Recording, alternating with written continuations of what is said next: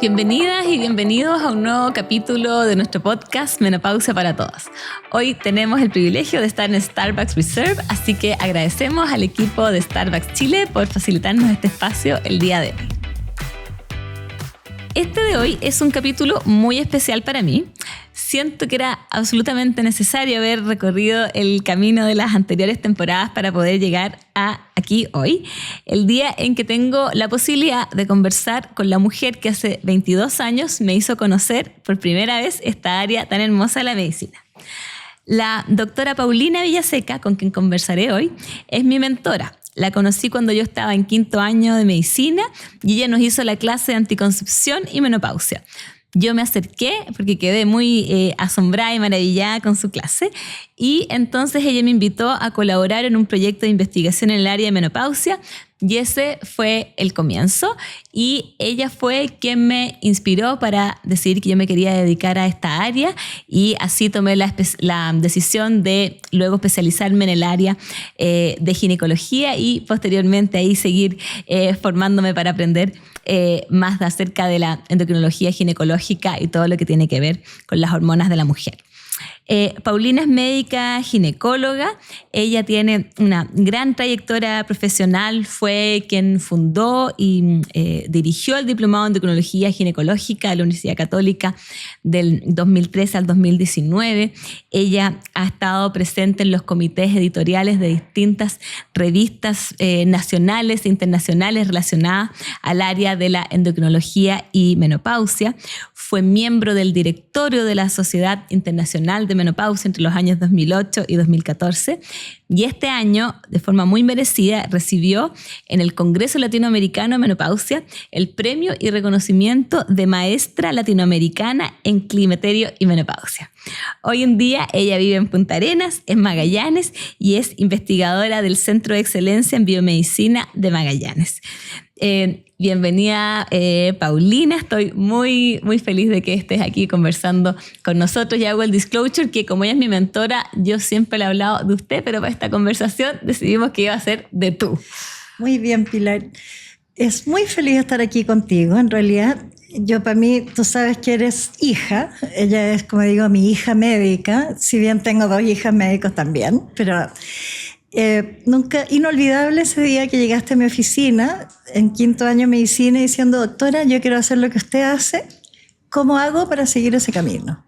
Y de ahí no nos separamos más, viste crecer mis hijos, te vi casarte, crecer tus hijos, que están ya muy grandes. Entonces hemos tenido una trayectoria, además de laboral, muy bonita y docente, de vida, que es muy rico, es un privilegio muy grande. Así que estar aquí contigo, así, es un regalo.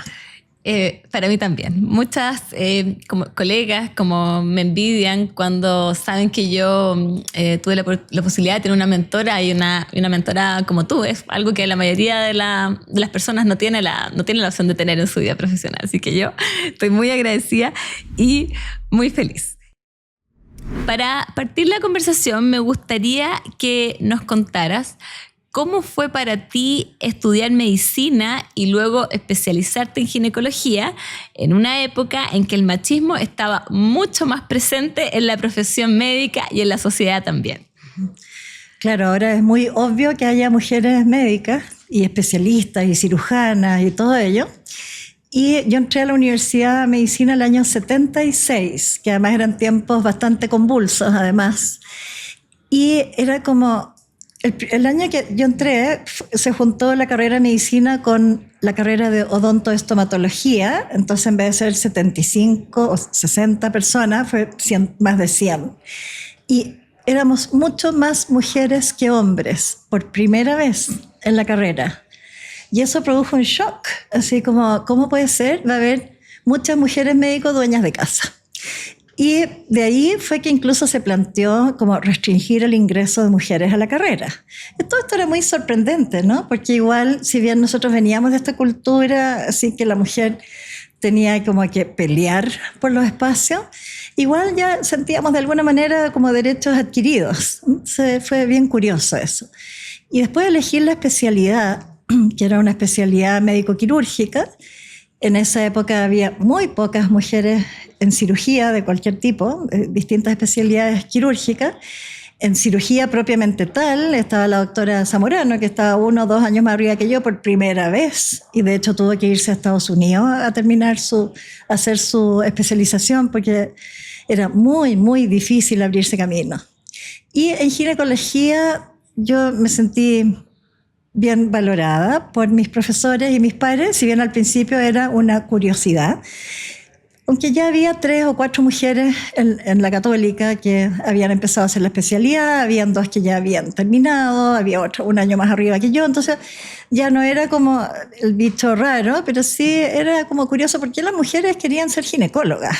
Y como en mi entrevista para la especialidad era como, ¿por qué quieres ser ginecóloga? Yo decía, porque es tema femenino, o sea, este es un tema de las mujeres, creo que es muy bueno que haya mujeres ginecólogas. Y así es tan cerca, tan lejos, o tan lejos, tan cerca.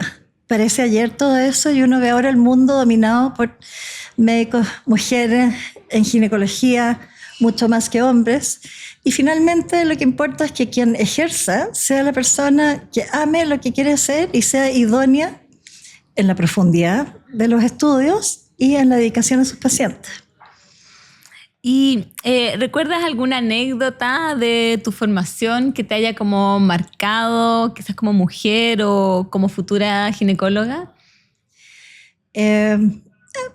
A ver, era como esto, tú eres mujer, te tenemos en la mira, y por esa razón también yo antes de entrar a la especialidad hice turnos voluntarios, aparte de los turnos del internado, o sea, era como morirse un poco, pero ya, en la maternidad del Sotero del Río, para obtener experiencia. Entonces, cuando ya llegué a hacer la especialidad, ya había hecho mucho de todo, en realidad.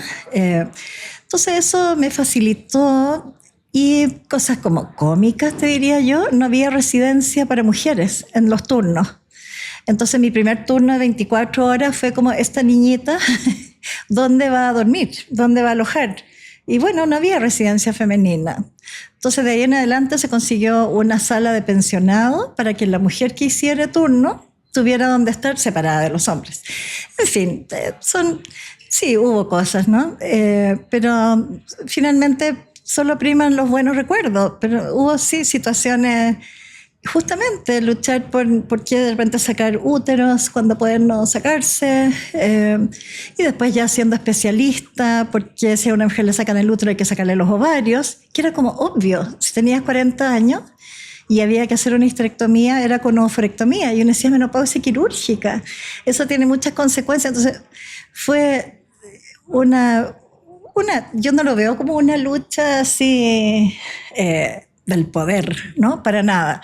Lo veo como un dar las evidencias de los temas para lograr cambios en conductas que eran arraigadas por los años de los años de los años. Y fue una bonita experiencia de poder ir los grupos dedicados al estudio de la menopausia logrando estos cambios. Es una época en que se fueron descubriendo muchas cosas y derribando muchos paradigmas. Así. Y lo mencionaste ahí un poco a la pasada. ¿Qué lugar ocupaba la formación de la menopausia en la práctica clínica? ¿Qué espacio tenía ahí esta etapa? ¿Cómo se enseñaba? Ninguno nos enseñaba, ¿de acuerdo? O sea, cero. Y de hecho, yo creo que muy tardíamente se empezó a enseñar, hacíamos una clase o 2, pero después en las especializaciones tampoco se enseñaba, y muy, muy tardíamente se empezó el estudio en las especializaciones y en los internados de los temas ginecoendocrinos y la menopausia.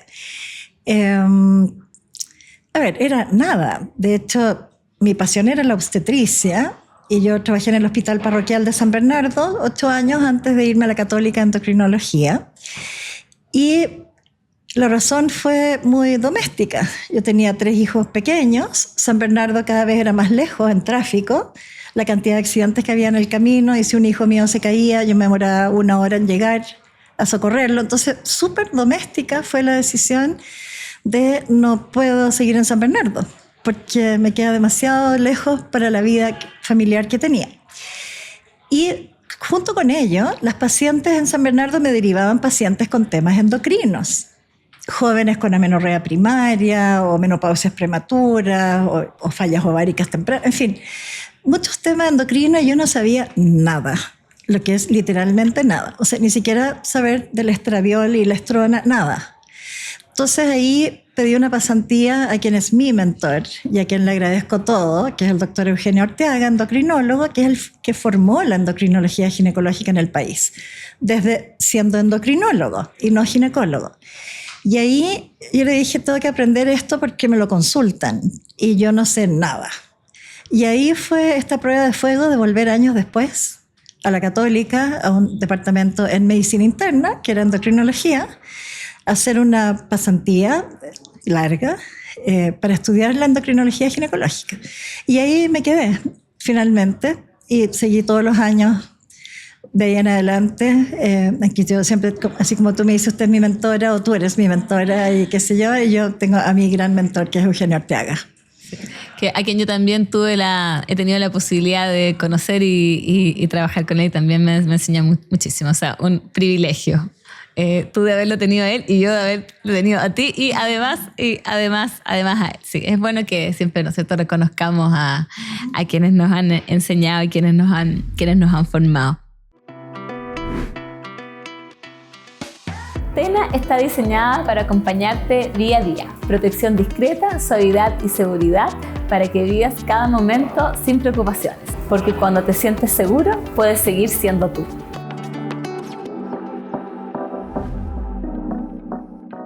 Cuando ya estabas quizás dedicada como a la parte de endocrinología ginecológica y al área de menopausia, fue cuando aparecieron los resultados de este estudio que nosotros tantos hemos conversado, el estudio WHI o Women's Health Initiative, el año 2002, que movieron ahí los cimientos de lo que nosotros creíamos saber acerca de la terapia hormonal. ¿Cómo lo viviste tú como especialista en esa oportunidad?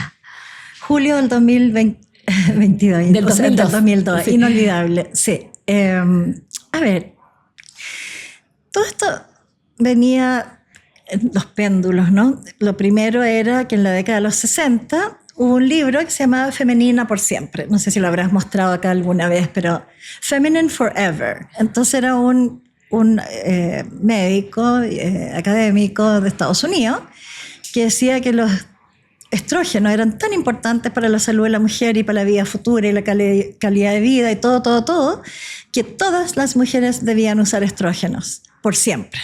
Por eso era femenina por siempre. Y entonces hubo un boom del uso de estrógeno, primero estrógeno solo, porque nada se sabía, ¿no? Nadie estudiaba la menopausia en ninguna parte. ¿Okay? Y con el uso de estrógeno solo vino el cáncer de endometrio, porque si hay útero es necesario los estrógenos usarlo en combinación con un progestágeno, porque el estrógeno solo si no va provocando cambios en las células endometriales. Entonces hubo ese pic de cáncer de endometrio, entonces demonización del tratamiento hasta que se aprendió que era una combinación con un progestágeno. Y así hubo estas idas y venidas en un tema que de verdad se iba recién aprendiendo y conociendo. Y no sé si ahora, pero prefiero contarlo ahora. Yo recuerdo, por ejemplo, que las pacientes comentaban que tenían dolores articulares cuando empezaban con la transición a la menopausia. Y uno decía, señora, eso es reumatológico, tiene que ver al reumatólogo, no tiene nada que ver con la menopausia. Y resultó ser el síntoma dominante en las mujeres asiáticas de la menopausia. Entonces, aprendimos que las articulaciones son riquísimas en receptores hormonales y que sí hay un rol. Entonces, este tema que es tan obvio, porque le ocurre a todas las mujeres, del minuto que la expectativa había aumentado tanto, no sabíamos nada. Y fue muy bonito también ir descubriendo el tema. Pero también eso significó que hubo muchas pruebas y errores, desgraciadamente.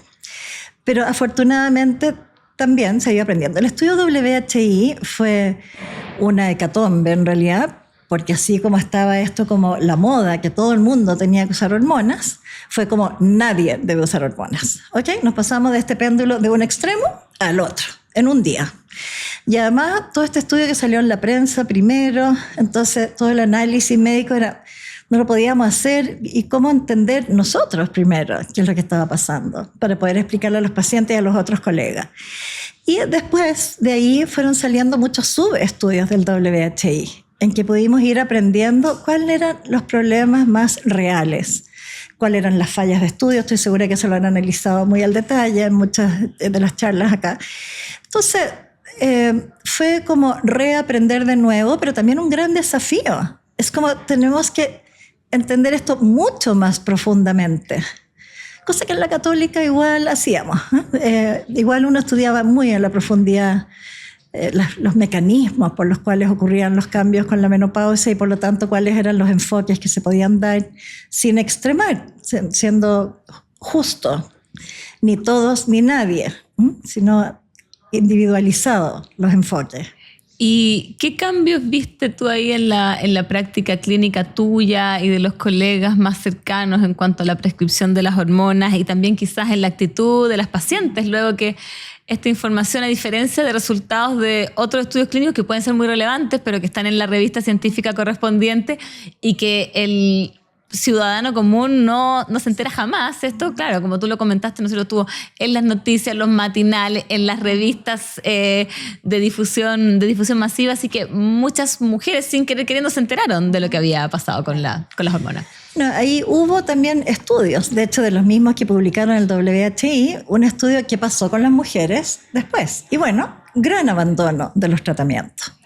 ¿Qué pasó con eso? Que aquellas que eran más importantemente sintomáticas empezaron a buscar algo para usar, porque no es que tomaran sus tratamientos hormonales por frivolidad, que puede que alguien sí, ¿ok? Pero las pacientes sintomáticas no es como que lo que le toca, señora, ahora es una etapa en que usted puede tener 15 bochornos en el día y 10 en la noche y nunca más dormir, y cuando trabaje ser un ente. No es eso lo que toca, ¿ok? Entonces, las mujeres muy sintomáticas buscaron otros tratamientos, eso se estudió, y buscaron fitofármacos, buscaron alternativas, y finalmente algunas terminaron pidiendo sus tratamientos de vuelta. Y otro grupo no. Y yo te diría que recién ahora estamos viendo otro impacto de esto, que son las mujeres que usaron terapia hormonal por un tiempo y que ahora están llegando, después de algunos años de haber ya suspendido la terapia hormonal, con osteoporosis, en que viene la pregunta siguiente. Por eso este es un tema en evolución. Es como, la osteoporosis es una patología tan grave, más grave que el cáncer de mama. Es más grave el cáncer de mama porque primero tiene más mortalidad que por cáncer de mama, pero además pérdida de la autonomía y dolor crónico. Entonces la osteoporosis no es un tema menor. Y si bien tiene tratamientos alternativos no hormonales, esos tratamientos tienen un montón de complejidades. No son tratamientos simples, tienen efectos colaterales complejos. Entonces, este tema seguimos todavía aprendiéndolo, que es como, ¿hasta cuándo hacer? Y creo que me salió un poco de la pregunta que me habías hecho, Pilar, pero... No, está perfecto. Es en cuanto a como las actitudes sí, de las pacientes, los pacientes que quedó clarísimo. Abandonaron, sí. Muchas abandonaron, otras decían no quiero abandonar, y uno trataba de, como te digo, digerir la información para poder dar explicaciones con evidencia y no explicaciones emocionales de acuerdo a lo que estaba publicando en la prensa en el momento. Muchos colegas se hicieron enemigos acérrimos de los tratamientos, y ahí uno veía pacientes que lo requerían y que daba realmente tristeza de saber que no lo podían hacer por algo que estaba muy magnificado. Pero también había abuso del tratamiento. Entonces también hubo pacientes que a lo mejor fue muy bueno que lo hubieran dejado. Y eso es lo que hemos ido aprendiendo a lo largo de estos años. En quién sí y en quién no. En quiénes hasta cuándo. Y ir aprendiendo a entender la salud individual de las personas para tomar estas decisiones. Porque, Pili, lo que no es fisiológico es que vivimos muy largo. Porque la gente dice, ¿por qué tengo que hacer algo? Y uno dice, porque nuestro diseño es mientras somos reproductivos. Se nos olvida que somos un mamífero en este planeta.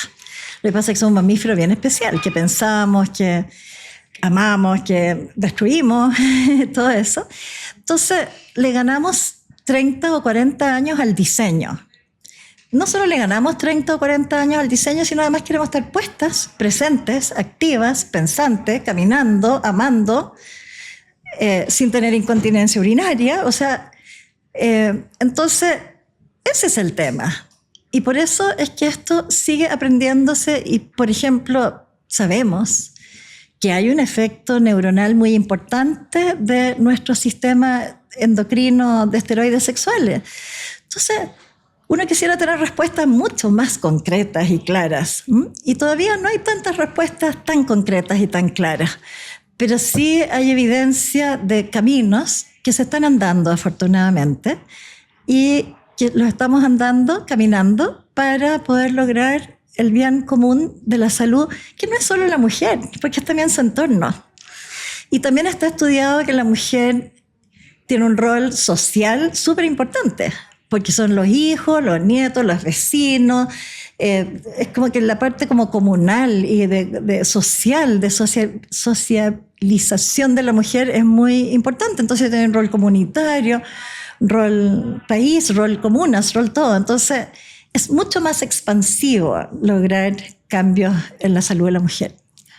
Yo creo que tengo mucha esperanza. Bueno, cada año, ¿no es cierto?, conocemos como nuevos resultados de distintos como estudios clínicos que a veces son un poquito confundentes, pero creo que este tema hoy está muy presente. Entonces hay muchos investigadores que están yendo quizás a revisar como datos hacia atrás para poder responder estas interrogantes que yo no lo tengo claro hoy en día, de por cuánto tiempo tengo que usar mi terapia hormonal, solo por un tiempo, de manera prolongada, que es mejor, y para que tengamos más herramientas para poder acompañar a las mujeres y también en nuestros propios casos individuales tomar la mejor decisión. Y ahí también hay que pensar que piensa que las normas mundiales son Papa Nicolau hasta los 65 años de edad, mamografía hasta los 65 años de edad. ¿Y por qué? Porque bueno, ya le va a pasar cualquier cosa. Entonces, análisis costo-beneficio países, ¿para qué invertir en esos exámenes preventivos cuando ya le va a pasar algo? Yo tengo 67 años y me siento requete puesta, requete viva, requete todo. Y bueno, no me gustaría que no me hicieran la mamografía solo porque tengo 67 años. O sea, a lo mejor porque esté ya, no sé, pues muriéndome con un mieloma, ya, obvio. También yo creo que todo eso va a ir cambiando. O sea, como hasta cuándo hacer cuidados preventivos en las personas, porque la calidad de vida, hoy día uno ve mujeres, yo tengo pacientes de 80 años que hacen kayaking por los ríos del sur de Chile, que yo no me atrevería jamás, pero, ¿me entiendes? Entonces, es como todo depende también de la vida que se elija, ¿no? Y dentro de todo lo que tú has aprendido, porque yo sé que claro que aparte del haber acompañado a miles, literalmente miles de mujeres en sus procesos de menopausia también, ¿no es cierto? Eres muy estudiosa. ¿Qué cosas te habría gustado quizás como saber o conocer antes de tener que enfrentar tu propio proceso, pensando, si lo hubiera sabido, quizás habría hecho esto distinto? A ver, en esos tiempos, ya tantos años atrás, uno hubiera querido saber mucho más de cuáles eran los factores de riesgo cardiovascular que había que tener en mente para las decisiones y cuáles son los factores de riesgo mamario que uno quisiera tener en mente para esas decisiones. Hoy día sigo pensando eso, ¿vale? Ya sabemos bastante más, pero también hay cosas que se quedan pegadas. Entonces, hoy día, ¿qué es lo que yo más quisiera saber? ¿Cuánto es el rol protector neuronal? Porque finalmente a todo lo que más nos importa es si estamos puestos, seguir pensando, teniendo capacidades, leer, entender, ejercer, ¿ok? Entonces, es como tener el conocimiento mucho antes. Y yo siempre digo, y tú me conoces, yo quiero tener vida para alcanzar a saber esta respuesta. Eso me lo habrás escuchado 1000 veces, de distintos temas de esto, porque como te digo, está todo en avance, ¿no? Y yo te diría eso. Y quizás en este aspecto también, en esto de los péndulos, en que ahora estamos un poquito en el péndulo que muchas mujeres tienen que usar tratamiento y por los años, entonces de repente uno recibe una crítica por haber suspendido el tratamiento a alguien y que uno ve y dice, a ver, pero alguien le mira la mamografía a la persona en que tiene mamas extremadamente densas y que hemos querido ganarle muchos años en su bienestar y en su cuidado óseo y en aquí y en allá, pero que tenemos que igual poner en la balanza los riesgos y los beneficios. O sea, no es así como en automático para todos una misma cosa, es súper distinto dependiente de los riesgos de cada persona y de los objetivos terapéuticos en cada persona. Y eso me hubiera gustado saberlo también en esa época, ¿ok? Y hemos ido aprendiendo en el tiempo. Sí, pero nos falta todavía. Nos gustaría tener como tanta certeza y bueno, uno tiene un poquito, pero siempre nos gustaría estar como más seguras de que estamos eligiendo la mejor alternativa, teniendo a esa mujer como un todo con todos sus factores. Llevándote a otro tema, hoy que claro, es como un poco terrible, vemos un gran auge del marketing en torno a la menopausia. Vemos que aparecen, ¿no es cierto?, como tantos anuncios de redes sociales, de productos, suplementos, tipos de dieta, algunos como profesionales que plantean como ciertos como tratamientos que prometen ser como muy efectivos, comprar distintas cosas como para estar mejor en esta etapa. ¿Cuáles son los aspectos de este fenómeno que te molestan o que te preocupan más? Lo que más me preocupa es que finalmente hay mucho negocio en esto. Y un negocio muy inteligente, porque te hacen sentir que requieres de algo, que eso es lo mejor, que todo el resto es basura, y cuando tú buscas la evidencia en ello, no la hay, o de repente hay fitofármacos, por ejemplo, que uno dice, ok, estaba tomando este preparado, que lo leyó, si yo deme mañana, porque necesito ver de cada uno de los productos que vienen en el preparado, ver al menos la química, porque hasta el agua es química, entonces pensar que lo que es natural es solo lo que comemos, o sea, H2O es agua y es química, y somos carbono y oxígeno, queramos o no queramos, ¿ok? Entonces, si uno ingiere algo o toma un medicamento o una hierba, igual está ejerciendo roles en el cuerpo, porque si no, ¿para qué la tomamos también? Entonces, ahí uno investiga, a mí me encantan las moléculas, tú sabes. O sea, yo siempre enseño, digo, usted tiene que, siempre le van a decir que algo es la papa misma. Entonces, usted tiene que aprender a disecar la papa misma y saber de qué papa estamos hablando. Y eso molecularmente uno puede acercarse a conocer las acciones bioquímicas de las moléculas que vienen en los productos naturales para saber qué acciones pueden tener, porque no nos olvidemos que la marihuana es natural y la cocaína también, y el curare, no sé, pues la digoxina, la digital, o sea, entonces todo lo que uno ingiere tiene efectos y uno quiere saber que esos efectos sean favorables, que sean eficaces primero, ¿no es cierto? Porque también muchas veces ni siquiera tienen eficacia demostrada y las personas no notan ningún efecto. Y que además sean seguros, que es todo lo que uno le exige a un fármaco, es eficacia y seguridad. Y eso todavía sigue siendo adecuado, al menos está todavía la FDA en Estados Unidos, están los reglamentos en los países europeos, para que no cualquiera llegue y tire un fármaco sin saber siquiera si sirve para algo y además sin tener idea de los efectos colaterales que tiene. Y eso es muy peligroso, encuentro yo. Y también todos los suplementos. Ahora llegan personas con bolsas de suplementos y a veces están repetidos, triplicados, cuadruplicados. Y se ha perdido la racionalidad en ellos. Quiero echarme lo que sea necesario para mantenerme siempre joven. Entonces yo me acuerdo de este libro de la década de los 60, Forever Feminine, siempre femenina, siempre joven.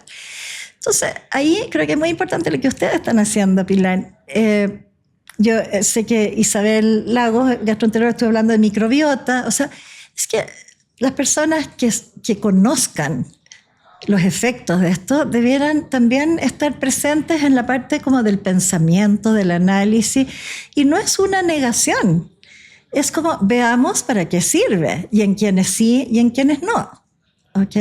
Entonces, finalmente son decisiones personales en que uno tiene el deber de darle evidencia. Y los riesgos, sin duda. O sea, si esto no es a la chuña. Y eso puede ser tremendamente aburrido es para escuchar y impopular que nosotros lo digamos, pero hay que decirlo. Yo creo que uno tiene que escuchar. Yo te digo que al final del día yo termino muy cansada, porque es todo casi una negociación, pero también los años me han llevado a tener serenidad en ello y en decir, sí, está bien. Si cuando alguien quiere usar un fitoestrógeno y tiene un cáncer de mama, yo le digo, por ningún motivo, está usando tamoxifeno. No, absolutamente. Hay cosas en que uno puede tener la absoluta realidad, pongámoslo así. Y otro en que uno dice, bien, libertad, bien, es una decisión. Uh-huh. Después de todos estos años de experiencia con pacientes, personal, de estudio, ¿qué mensaje clave te gustaría transmitir a las mujeres que hoy están entrando a la menopausia o que ya la están atravesando en cuanto a quizás como tus tips para vivirla de la mejor manera posible? Bueno, yo siempre pienso que la edad de la menopausia y la transición a la menopausia es una gran desconocida que uno tiene con uno misma. Es como todo cambia. ¿Quién es esta persona que está tomando mi cuerpo? Porque no me reconozco en el dormir, en el sentir, en el ánimo, en el trabajo, en todo. Sí, yo siempre digo, espérate, esto es una etapa en que después de un par de años te vas a volver a reconocer y vas a aceptar algunos cambios en la piel y uno se amiga con uno de nuevo, ¿ok? Entonces, es una etapa, por otro lado, preciosa, en que uno pasa a la edad adulta, adulta mayor o adulta, como yo digo, de verdad, en el sentido de que ya todas las vueltas de carnero de la vida se van asentando. Las crisis de pareja, las crisis laborales, las crisis de dónde quiero vivir, en qué ciudad. O sea, es una etapa también de mucha crisis. De hecho, la crisis de la menopausia se considera más grave que la crisis de adolescencia, en que la crisis de adolescencia es una crisis para forjar una identidad. Y en la edad de la menopausia es una crisis que forjé una identidad, pero no sé si es la que quería. Y no sé cómo me proyecto los siguientes 30 o 40 años. Entonces, es bien crítico. Y es que mirar para adelante, es un nuevo comienzo. Y el conocimiento va avanzando mucho para poder acompañar a las mujeres en este proceso y hablar los temas de sexualidad que antes no se tocaban. Y un cambio que yo veo, mujeres chilenas, es que hoy día la paciente llega preguntando los temas. Y a veces confundida, dice, mira, no entiendo nada, leo tanta cosa que la verdad es que no quiero que me lo expliques. Y uno tener la paciencia de explicarlo, de explicar y las preguntas, aclarar y eso. Y sí, viene la etapa más bonita de la vida en realidad. Todas las etapas son bonitas, pero es como que ya uno se asentó y eso es muy bueno. Muchas gracias por este cierre. Quiero como congelar tantas de las frases que dijiste como en los últimos 5 minutos, que creo que son muy, muy valiosas, muy preciosas para muchas de quienes nos escuchan. Paulina, ha sido un honor escuchar no solo tu trayectoria profesional, sino también tu experiencia personal y tus reflexiones sobre cómo ha evolucionado el manejo de la menopausia. Gracias por compartir tu mirada tan humana, tan honesta, y estoy segura que las mujeres que nos escuchan se sentirán acompañadas y también mejor informadas. Muchas gracias. Gracias a todos. Muchas gracias también a quienes nos acompañaron hoy día en este capítulo, y los esperamos para un próximo capítulo de nuestro podcast Menopausia para Todas, porque nosotras queremos sentirnos bien.